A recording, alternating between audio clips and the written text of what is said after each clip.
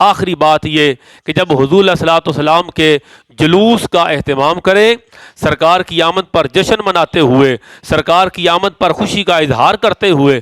جلوس کے لیے گھر سے نکلیں تو باوضو ہو کے نکلیں۔ جب جلوس کے لیے گھر سے نکلیں تو درود و سلام کے گجرے اور تحفے پیش کرتے ہوئے نکلیں۔ جب جلوس کے لیے گھر سے نکلیں تو گانے باجے سے اجتناب کریں، پھر گانے نہ سنیں، پھر میوزک سے پرہیز کریں۔ جب جلوس کے لیے نکلیں تو پھر فرض نمازوں کا باجماعت اہتمام ضرور کریں کہ نماز تو میرے آقا کی آنکھوں کی ٹھنڈک ہے۔ جلوس کے لیے نکلیں تو رستے میں جو لنگر تقسیم کیا جاتا ہے، جو ضیافت میلاد کا اہتمام ہوتا ہے، اس کھانے کو ادب سے پیش کریں، لوگوں کی خدمت میں اسے لوگوں کی طرف پھینک کر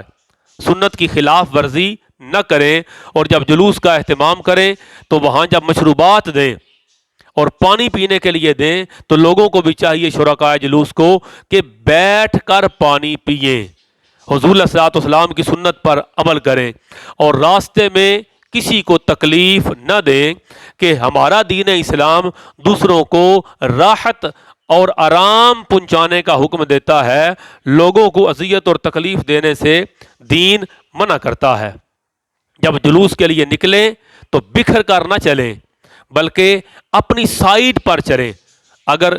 آپ سڑک پر جا رہے ہیں تو سڑک کی ایک سائیڈ پہ چڑھیں، اگر ڈبل روڈ ہے تو ایک سائیڈ پر چلیں اور ایک سائیڈ خالی چھوڑ دیں، تاکہ کوئی مریض، کوئی مسافر، کوئی گاڑی گزر رہی ہے تو جلوس کی وجہ سے اللہ کے بندوں کو تکلیف نہ ہو۔ جب جلوس کے لیے نکلیں تو جلوس کے اندر ہلڑ بازی نہ کریں، شریعت کی خلاف ورزی نہ کریں، دختران اسلام اگر گزر رہی ہیں تو ان کی طرف بدنگاہی نہ کریں، وہ تو کسی حالت میں بھی نہ کریں، شریعت نے منع کیا۔ اور جب جلوس کا اہتمام کر رہے ہیں اس صورت میں آپ کے وجود سے اور آپ کی نگاہوں سے اور آپ کی شرارتوں سے دختران اسلام کو محفوظ رکھنا ضروری ہے۔ اور جلوس کا اہتمام کرتے ہوئے